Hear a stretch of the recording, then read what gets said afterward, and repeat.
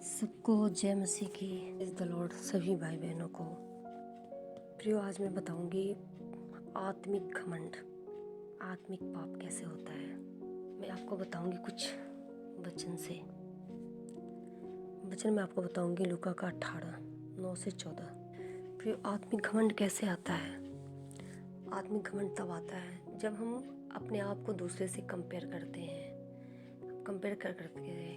कि हम ज़्यादा प्रभु में ईमानदारी से चलते हैं, अपना दशमांश भी देते हैं, मीटिंग भी अटेंड करते हैं, सब कुछ करते हैं प्रभु के वचन के अनुसार, और दूसरा व्यक्ति ऐसा नहीं करता और उसे हम अपने तुच्छ नज़रों से देखते हैं कि नहीं, मैं उससे कहीं बेहतर हूँ। मैं तो प्रभु के वचन के अनुसार अपना जीवन चलाता हूँ, प्रभु के वचन के अनुसार चलता हूँ, प्रभु के सारे वचन का मैं पालन करता हूँ, मैं प्रभु के आज्ञा पालन में चलती हूँ। ठीक है, कुछ लोग ऐसा मानते हैं और दूसरों को अपने से तुच्छ जानते हैं। किनको?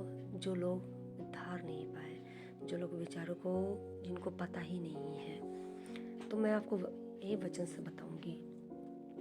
दो मनुष्य मंदिर में प्रार्थना करने के लिए गए। एक फरीसी था और दूसरा चुंगी लेने वाला।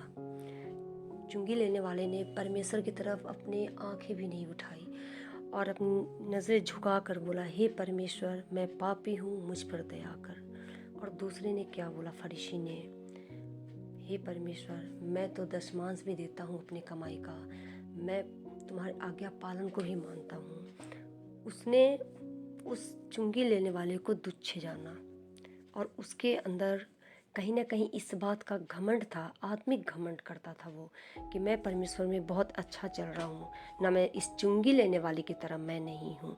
मैं उपवास भी रखता हूँ, हफ्ते में दशमांश भी देता हूँ, मैं सारे परमेश्वर के वचन का पालन करता हूँ। मैं इस चुंगी लेने वाले की तरह नहीं कि ये चुंगी लेता। तो चुंगी लेने वालों को उस टाइम में लोग बहुत ही तुच्छ जानते थे, उसे कोई भी अच्छा नहीं जानता था। लेकिन परमेश्वर ने क्या कहा है।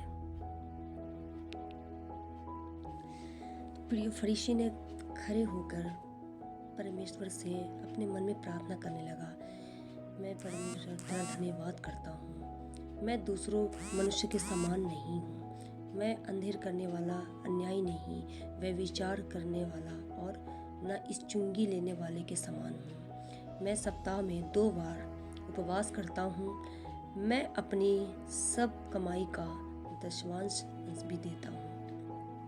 परंतु चुंगी लेने वाले ने खड़े होकर परमेश्वर के स्वर्ग की ओर आंखें उठाना भी न चाहा और अपनी छाती पीट कर कहने लगा, हे परमेश्वर, मुझ पापी पर दया कर, मैं तुम से कहता हूँ कि वह दूसरा नहीं। तो पता है प्रियो, परमेश्वर ने क्या बोला कि जिसने अपने परमेश्वर के आज्ञा पालन में जो चल रहा था वो स्वर्ग के राज में नहीं गया, वही चुंगी लेने वाला अपने घर गया, क्योंकि उसने अपने गुनाहों को माना, उसने अपने आत्मा में कोई पाप नहीं किया, आत्मिक घमंड को नहीं लाया उसने अपने आत्मा में। वो जानता था कि मैं चुंगी लेने वाला हूँ, मैं गुनहगार हूँ, मैं पाप करता हूँ कि मैं चुंगी लेता हूँ लोगों से। और उस फरीसी ने जाना कि मैं बहुत धर्मी हूँ, मैं पाप नहीं करता, मैं दूसरों के समान चुंगी नहीं लेता, मैं अंधेर नहीं करता, मैं व्यभिचार नहीं करता, मैं परमेश्वर के आज्ञा को पालन करता हूँ। तो अपने से तुच्छ लोगों को जानना ये भी एक आत्मिक घमंड है। हमें आत्मिक घमंड से भी बचना है प्रियो। जैसे उस चुंगी लेने वालों ने अपने आप को दीन किया परमेश्वर के सामने और फरीसी ने दीन नहीं किया, उसने आत्मिक घमंड किया।